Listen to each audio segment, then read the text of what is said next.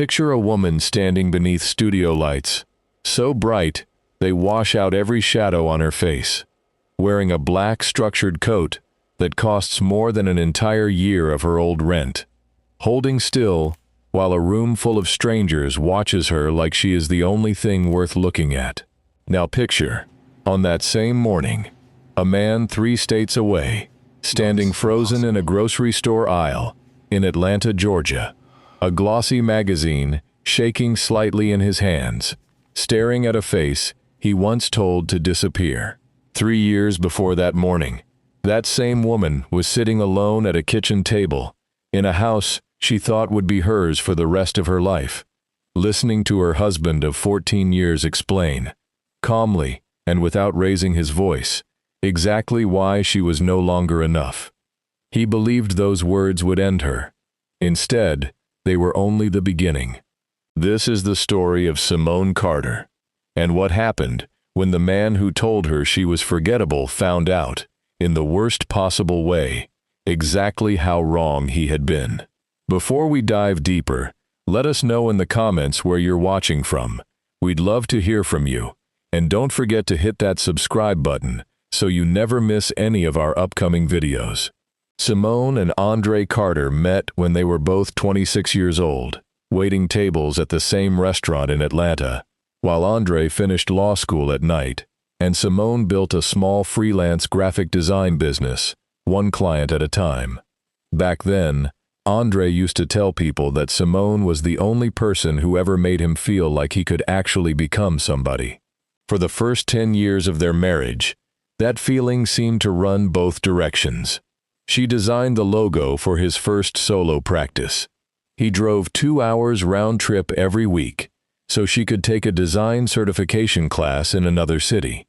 They did not have much money, but for a long time, they did not seem to need much. It was only after Andre left his small practice to join Merritt and Holloway, one of the largest corporate law firms in the state, that something in the shape of their marriage began to shift, slowly enough that neither of them could point to the exact day it started. When Simone was 31, a design studio in Chicago offered her a full-time creative director position, with a salary more than double what her freelance income brought in that year. She turned it down after a long conversation with Andre, who was in the middle of studying for the bar exam at the time and needed her nearby, and she never once brought the decision up again as a point of resentment, choosing instead to build her freelance practice steadily from home. She sometimes wondered, quietly and only to herself, what that other version of her life might have looked like, though she never allowed the thought to linger long enough to turn into bitterness. At Merritt and Holloway, Andre was surrounded for the first time by a kind of wealth and polish he had only seen from a distance before. The partners' wives wore clothes that cost more than Simone's monthly design income. The firm's holiday parties took place in ballrooms with chandeliers the size of small cars. Andre began coming home with quiet comments that Simone brushed off at first because they seemed too small to be worth an argument. He mentioned that a colleague's wife had started using a personal trainer. He mentioned that another associate's wife had gotten her teeth done before a big firm event.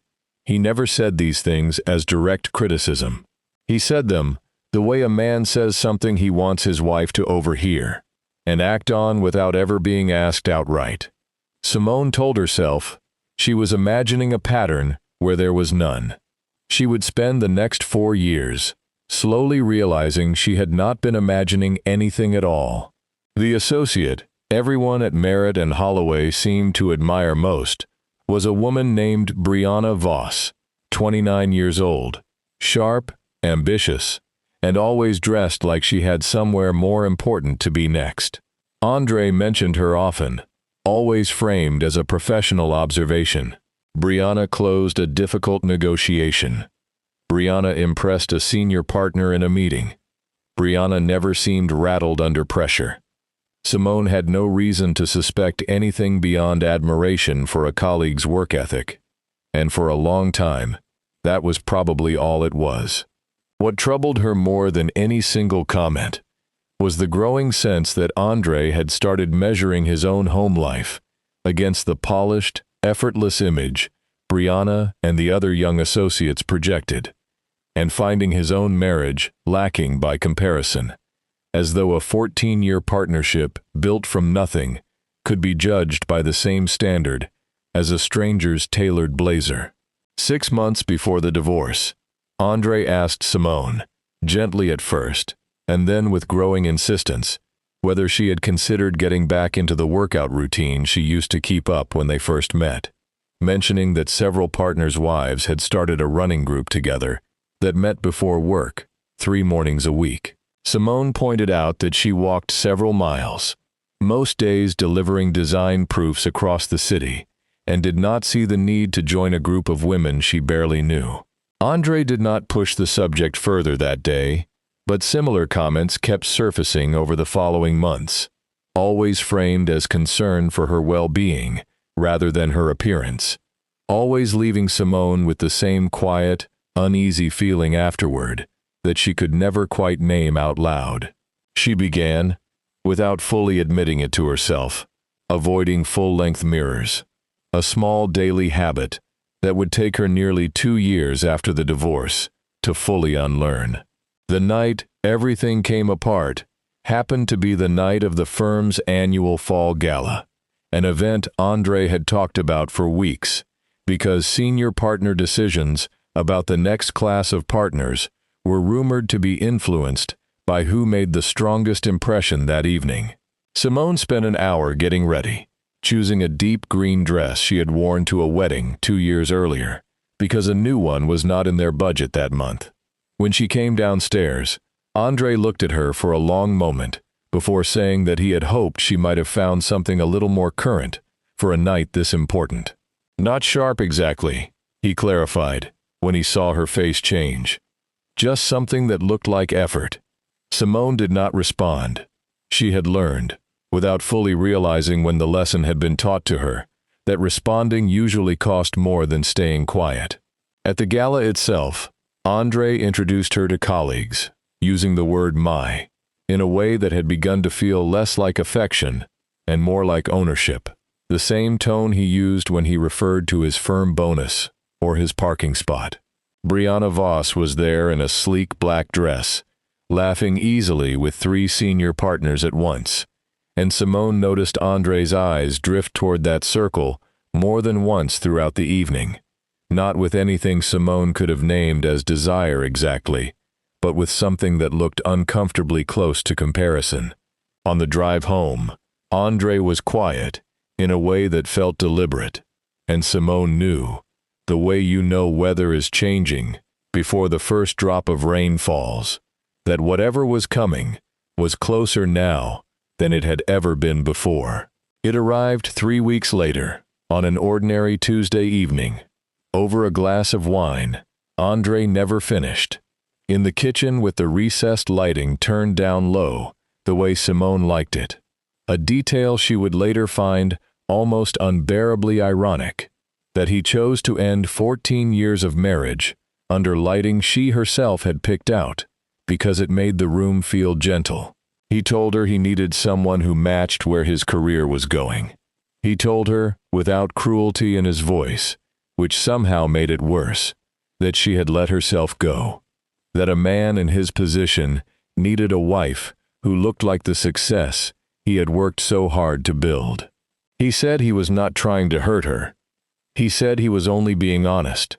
Simone sat perfectly still and did not cry in front of him, a fact she would later count among the very few things she gave herself credit for during that entire year. The divorce took 5 months to finalize, and packing up the house took nearly 3 additional weeks, because 14 years of a shared life, it turned out, produced far more boxes than either of them had expected. Simone's younger sister, Yvette, came to help and said very little while they worked, which felt at the time like its own particular kindness. It was only after the very last box had been sealed shut that Yvette finally asked what Simone planned to do next. Simone looked around what had once been their bedroom, now stripped down to bare walls and sun-faded rectangles where framed photographs used to hang, and admitted honestly that she did not know. What she did not say out loud, because she was not entirely sure she believed it yet herself, was that somewhere underneath the humiliation, something small and stubborn had already started to take shape, and it was not revenge. It was quieter than that. It was simply the decision that she was finished asking anyone's permission to consider herself enough. Simone moved into a smaller apartment, above a hair salon on the edge of the city, a space where the bass from the salon's radio hummed faintly through the floor most afternoons. She kept freelancing, designing logos and brand packages for small businesses that paid slowly and complained often, and most months it was just enough to cover the bills. It was during one of these ordinary freelance jobs, roughly 6 weeks after the move, that everything in Simone's life quietly began to change, though at the time, it looked like nothing more than an unremarkable Wednesday. A boutique clothing designer named Talia Brooks, who had built her small label, Brooks and Vale, out of a rented studio space and pure determination, needed someone to help style and shoot a lookbook on extremely short notice because her contracted model had canceled that same morning. Simone happened to be at the studio that day, delivering the final version of Talia's brand materials, when Talia, frantic and running out of options, looked at her the way you look at something you were not expecting to find standing right in front of you. She asked Simone to simply stand near the window for a moment so she could see how the light fell. Simone reminded her that she was a graphic designer, not a model, and Talia said that had not been the question. The photographer for the shoot, a quiet young man named Julian Reyes, who rarely spoke except through his camera, lifted his lens, took a single frame, and lowered it again to look at Talia, with an expression that told her everything she needed to know. Talia asked Simone to do it for real, offering to pay her double her usual design rate. Simone almost said no. She thought, unwillingly, of Andre's voice, telling her she had let herself go, a sentence that had been living in her head for months, like an unwanted guest who refused to leave. And then, for reasons she could not fully explain even to herself, she said, "Let's see." Simone did not know, standing under those studio lights in a borrowed dress that fit her better than anything she had worn in years, that this single ordinary afternoon was about to become the hinge point of her entire life. She only knew that for the first time since the divorce, she felt like something other than invisible. Talia posted the lookbook images to her modest but devoted social media following late that same evening, and by the following morning, one particular photograph, Simone turned 3/4 away from the camera, chin lifted, eyes steady, and entirely unbothered, had been reposted by a stylist with a following in the tens of thousands, captioned simply with a single question, asking who she was. Simone found out from Yvette, who called her at 7 in the morning, breathless, insisting she check her phone immediately. The comments underneath the photo were not the kind of comments Simone was used to receiving about herself, and reading them, she laughed out loud for the first time in what felt like a very long while. Within a week, 3 modeling agencies had reached out through Talia, asking for Simone's contact information. She eventually sat down across from a sharp, plain-spoken woman named Renata Cole, who ran a boutique modeling agency known specifically for finding faces other agencies overlooked and turning them into faces the entire industry suddenly wanted. Simone opened the conversation by admitting she was 42 years old, with no professional experience whatsoever, and an entire existing career in graphic design. Renata did not blink. She told Simone that she had something most 20-year-olds in the industry spent their whole careers desperately trying to fake, a face that read as lived in and real. And real, Renata said, was the one resource the fashion industry kept running critically short on. She slid a contract across the table and told Simone she was not promising magazine covers, only real work, and a genuine belief that Simone might be very good at this. Simone signed it that same afternoon. The 18 months that followed blurred together in a way Simone would later struggle to describe fully, even to her own sister. There were early morning castings in cold studios, long days spent standing still in uncomfortable shoes, and a particularly difficult stretch of nearly 3 months, where almost nothing happened at all, leaving Simone to wonder privately whether the entire opportunity had simply been a fluke, one good photograph, mistaken for the beginning of a career. Renata never allowed her to fully lose faith during that stretch. She told Simone once, over coffee that had long since gone cold between them, that the modeling industry ran on patience and stubbornness in equal measure. Patience for the waiting, stubbornness for every single person who told you no along the way, and that Simone would need both in steady supply. One particular casting, during that difficult stretch, stayed with Simone longer than the others. A creative director for a well-known cosmetics brand looked at her portfolio for less than 10 seconds before telling her, not unkindly, but without hesitation either, that they were looking for someone who read as more traditionally commercial. Simone thanked her for her time, walked out to her car, and sat in the parking lot for nearly 20 minutes before she trusted herself to drive. That evening, she called Renata expecting sympathy and received something closer to a challenge instead. Renata told her that every single face on every magazine cover Simone admired had been rejected by someone who could not yet see what was actually in front of them, and that the only real difference between the ones who made it and the ones who did not was whether they kept showing up anyway. Simone went to a casting the following morning.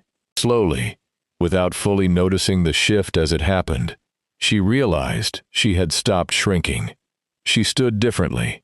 She answered questions in castings and interviews without the small apologetic laugh she used to attach to the end of nearly every sentence, the one that used to silently apologize for taking up space in the first place. Simone's first major professional break arrived through an unexpected opportunity with Devereux House, a heritage fashion label with a century of history that was actively searching for faces that felt genuinely lived in rather than manufactured, as part of an effort to modernize its brand for a new generation of customers. Her test photographs landed on the creative director's desk on a Tuesday, and by Thursday of that same week, Simone had a signed contract for a national campaign. She called Yvette first with the news, then sat alone in her apartment for a long while afterward, not celebrating exactly, simply allowing the news to settle fully into her, the way good news sometimes needs time to feel entirely real. She thought briefly, and only briefly, of calling Andre. She decided against it. There was nothing yet worth saying to him, though she suspected, somewhere quietly, that a moment for that conversation would eventually arrive on its own. The Devereux House campaign shoot took place over 3 days inside a converted warehouse with floor-to-ceiling windows that let in flat gray winter light, the kind photographers favor because it refuses to flatter or hide anything. Standing in front of the lens, in a structured black coat that cost more than her old monthly rent, Simone felt, for the first time in longer than she could clearly remember, entirely and completely like herself. Julian Reyes, the same quiet photographer from Talia's studio, who had been specifically requested for the shoot, lowered his camera between takes at one point, and remarked, almost to himself, that with most people, the camera has to search hard to find something worth capturing, but with Simone, it seemed to simply get out of its own way. Simone did not know how to respond to that, so she said nothing, which by that point in her life she had learned was often the wiser answer. The campaign released in early spring across billboards in 4 major cities, and inside the covers of magazines, Simone used to flip past absent-mindedly in waiting rooms. What Simone did not know at the time, and would not learn until many months later, was that Merritt and Holloway, Andre's own law firm, had recently entered early negotiations to become outside counsel for an entirely unrelated licensing matter connected to Devereaux House's expansion into new markets. A deal significant enough that senior partners had already begun quietly discussing which associates might be assigned to the account team. Andre, whose corporate specialty made him an obvious candidate, had been mentioned twice in partner meetings as a strong possibility for lead associate on the matter, a role that could realistically fast-track him toward the partnership he had spent years chasing. Neither Andre nor anyone else at the firm had any reason yet to connect that account to a face on a billboard. Andre first saw the Devereaux House campaign from the passenger seat of Brianna Voss's car, the two of them now engaged after a relationship that had developed gradually over the 2 years following his divorce, a timeline he preferred not to examine too closely. The billboard passed the window, and Andre went completely still for a moment, long enough that Brianna asked what was wrong. He told her it was nothing, that he thought he had seen someone he used to know. He did not tell her the truth that evening, and he did not mention it 3 weeks later, when the same face appeared on a magazine cover at a checkout counter, his hands going briefly cold around the shopping basket he was holding. He told himself it had to be a coincidence, a woman who simply resembled his ex-wife, because the alternative required him to sit with a version of events he was not yet ready to face. Sitting with uncomfortable things had never been a skill Andre possessed, a gap that, if he had ever been fully honest with himself, was among the very reasons his first marriage had quietly come apart in the first place.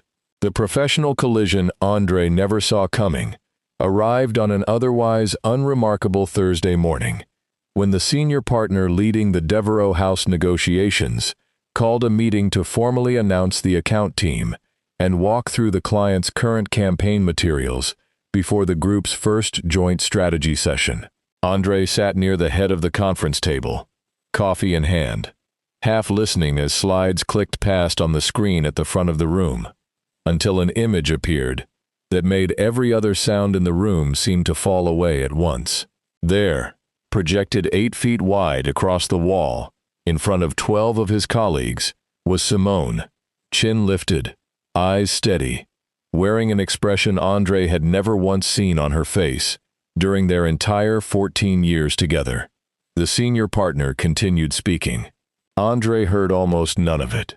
He understood, with a kind of cold clarity, that the woman his firm was about to build an entire client relationship around was the same woman he had once told, in his own kitchen, that she was not enough. Andre spent the remainder of that meeting doing everything in his power to appear composed, a performance that Brianna, seated 2 chairs down as part of the same account team, noticed immediately, without understanding why. Later that same week, during a preliminary call with the Devereaux House marketing team, Simone's name came up directly as the face expected to anchor the brand's next major campaign phase, and one of the firm's senior partners casually asked Andre, in front of the entire room, whether the coincidence of shared surnames meant anything, since Simone's professional materials still listed her full married name for continuity with her earlier campaign. Andre had no honest way to answer that question without disclosing a conflict of interest serious enough to jeopardize the entire account relationship if handled poorly, and no way to conceal it that would not eventually surface anyway once the teams began working closely together. He disclosed it that same afternoon, privately, to the partner overseeing the matter, and watched the decision get made within 48 hours to quietly remove him from the account entirely. A decision framed diplomatically as a precaution, but understood by everyone involved, including Andre, for exactly what it actually was. Before Andre's removal from the account was finalized, there was a single transitional meeting neither of them could avoid, a final creative approval session held at the firm's offices to walk through licensing language attached to the campaign's next phase. Simone attended in person alongside Renata and a member of Devereaux House's marketing team, unaware until she stepped off the elevator, that Andre would be seated at the far end of the same conference table. Neither of them said anything when their eyes met. Simone inclined her head slightly, the smallest possible acknowledgement, and took her seat. Andre spent the following 40 minutes speaking only when directly addressed, his voice noticeably tighter than usual, while Simone answered every question put to her, with the same calm, unhurried steadiness she now carried into every room she entered. As the meeting broke up, Andre found himself alone with her for perhaps 10 seconds near the doorway, long enough to say her name once, quietly, almost like a question. Simone met his eyes, said it was good to see he was doing well, and walked out to the elevator without waiting to see whether he would say anything else. She did not feel triumphant. She mostly felt finished, in the way a long-held breath finally leaves the body once the danger has genuinely passed. The partnership track that account had been expected to accelerate closed just as quietly as the account assignment itself. Andre was not fired. Nothing so dramatic occurred. He simply watched a colleague, 2 years his junior, get folded into the Devereaux House team in his place, watched the natural momentum of years of careful positioning quietly redirect itself around him, and understood, in a way he could not yet fully say out loud to anyone, that his own past decisions had finally caught up to the present in a manner no amount of forward motion could outrun. Around that same period, his engagement to Brianna, already strained by the demands of 2 ambitious careers, pointed in competing directions, began fraying at edges neither of them had been willing to examine too closely before. Andre had built an entire second chapter of his life around chasing an image of success he believed his first marriage had failed to provide, and he was beginning to discover, slowly and uncomfortably, that the image itself had never been able to deliver the substance he actually needed either. Brianna herself began noticing the pattern only gradually, in the months following the disclosure, watching Andre grow visibly tense any time Devereaux House came up in conversation, and refuse, every single time, to explain exactly why. It was a colleague, not Andre, who eventually told her the full story during an after-work happy hour neither of them had expected to turn into anything significant. Brianna did not confront Andre with anger when she finally raised it with him directly. She simply asked him, plainly, whether he had spent the last 2 years measuring her the same way he had once measured his first wife, against some idea of image rather than against who she actually was. Andre did not have a good answer for her that night, and within a matter of weeks, the engagement quietly ended, not with a dramatic scene, but with the slow, mutual recognition that neither of them had ever fully been chosen for who they really were. Several months later, a documentary series exploring stories of personal reinvention after major life disruption reached out to Renata's agency, hoping to feature Simone as one of its subjects. Simone agreed, before fully considering what the process would require, and then spent the following week quietly regretting the decision, because it meant speaking honestly, on camera, to strangers about the year that had once nearly broken her. The interview took place inside her own apartment, the same one above the hair salon, because she had specifically requested it not be filmed anywhere more polished. She wanted it, she told the director, to look like the place where she had actually rebuilt her life, not a studio pretending to be real. Asked whether she could identify the exact moment everything changed for her, Simone considered the question for a long moment before answering that there had not been one single moment at all. It had been something smaller and steadier than that, she said, a decision made over and over again on ordinary days not to agree with the worst thing anyone had ever said about her. When the director gently asked whether she ever thought about the man who had once told her she had let herself go, Simone's jaw tightened slightly, the only visible trace remaining of an old wound that had long since begun to heal over. She admitted that she used to think about it every single day, and that now she thought about it perhaps once a month. And when she did, she mostly felt sorry for him, because he had spent years standing in front of something valuable and decided it was not enough before he had ever actually taken the time to look at it clearly.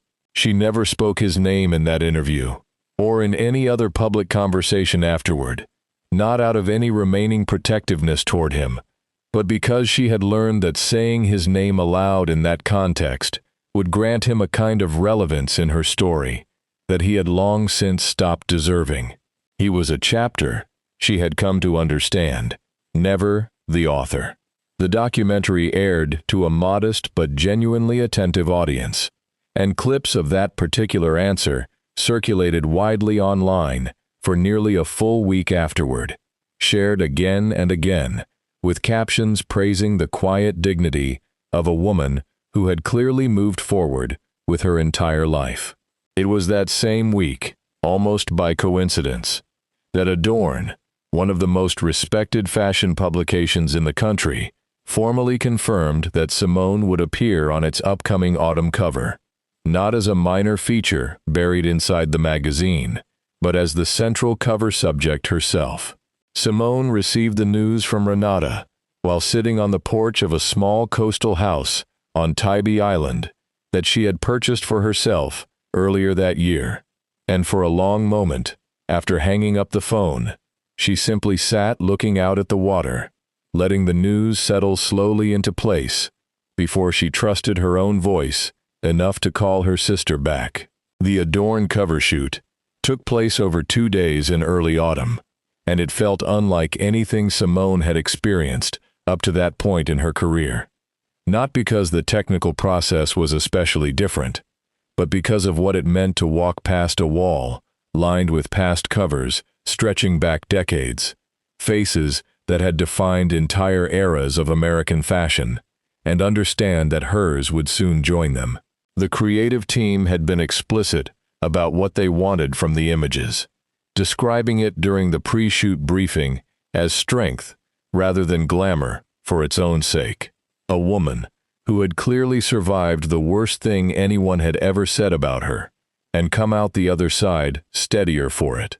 Simone stood in front of the camera that day, thinking about 14 years of a marriage that had slowly convinced her she was something to be managed rather than someone to be loved, and she allowed all of it to show quietly in her eyes, not as visible pain, but as distance, the particular hard-won distance of someone who has walked far enough from an old wound to finally look back at it without flinching.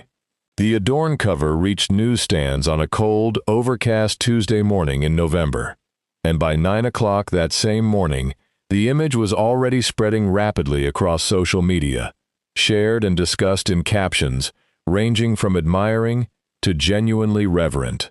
Someone had located the earlier documentary clip and paired it directly with the new cover image, and that pairing alone was reshared many thousands of times before the day was even half over. Several entertainment outlets picked up the story that same week, running short pieces, connecting the documentary interview to the new cover, under headlines about quiet reinvention and earned confidence. Renata forwarded Simone screenshots of strangers on the internet, debating which line from the interview had struck them hardest, and Yvette sent a photograph of a bus stop advertisement near their old childhood neighborhood, joking that their mother would have lost her mind completely at the sight of it. Simone read through some of it, and set her phone aside for the rest of the afternoon, choosing instead to sit outside and watch the tide move in, because she had learned by then that attention, however flattering, was not the same thing as peace, and peace was the only thing she was still actively working to protect. Andre encountered the cover the same way he had encountered nearly every previous milestone in Simone's new life, entirely by accident, standing in a checkout line at a grocery store near his apartment, picking up dinner alone on an evening when Brianna, their engagement now quietly dissolved for several weeks, was no longer part of his daily routine at all. The magazine rack sat at eye level, exactly where it always did, And it took him a full 3 seconds, long enough for the stranger behind him in line to notice him staring, for the photograph to fully resolve into a name his mind had spent months refusing to fully accept. Andre picked up the magazine, with hands that were not entirely steady, and read the cover line beneath Simone's name. A single phrase about rebuilding a life entirely on one's own terms, and felt something drop through his chest that he did not immediately have a word for. It was not quite regret, though it was close. It was closer to the specific disorientation of realizing you had been wrong about something so completely and so publicly that the wrongness itself had become a kind of permanent record, impossible to quietly revise later. He purchased the magazine, though he could not have fully explained why, except that some part of him needed to hold physical proof that this was genuinely real and not some strange resemblance, some trick of studio lighting he could dismiss and move past the way he had dismissed so many other things over the years.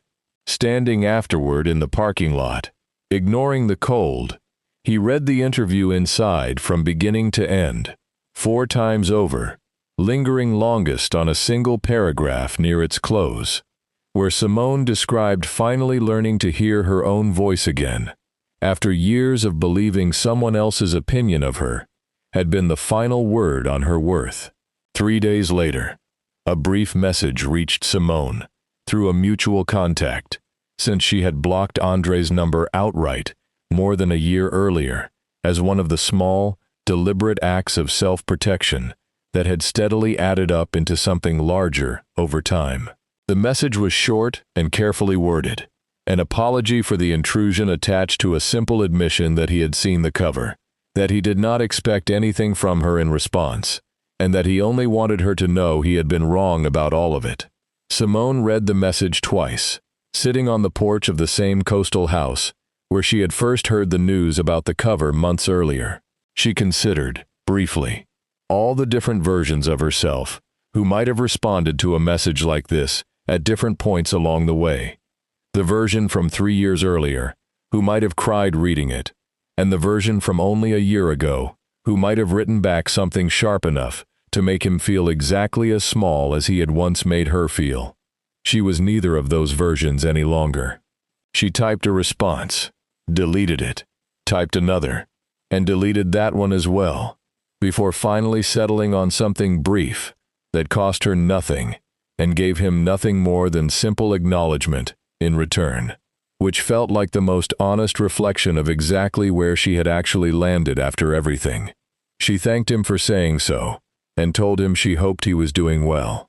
She set the phone face down on the porch railing afterward, and returned to watching the water, the way she had learned to do in the long months following the divorce, not waiting for anything else to happen, not performing peace for anyone else's benefit, simply resting, genuinely and quietly, inside a life she had built entirely, with her own 2 hands, out of nothing more than stubbornness and time.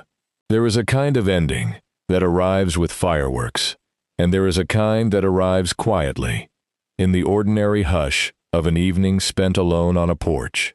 And Simone had come, over time, to prefer the second kind, not because the pain along the way had not been real, because it had been very real, and there were still occasional nights when an old ache surfaced without warning. It was simply that she had learned genuine peace does not announce itself loudly when it finally arrives.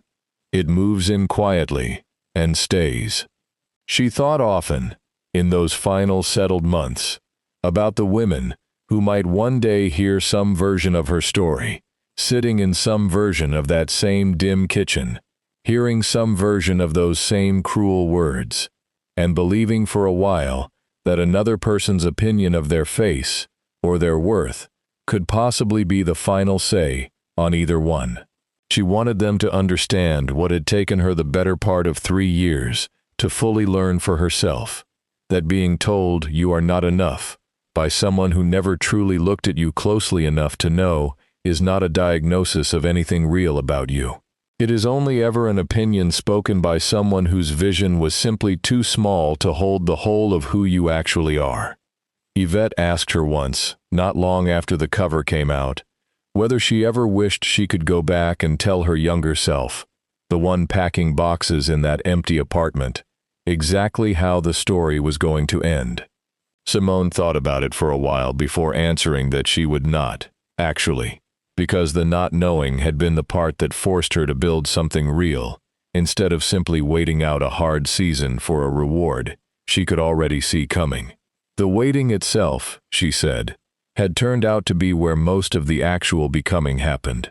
If this story reminded you of your own quiet strength, or someone you love who rebuilt their life from nothing, tell us in the comments which part stayed with you the most, and make sure you are subscribed to Mind Maze Tales so you never miss the next story of someone who turned the worst chapter of their life into the beginning of something nobody saw coming.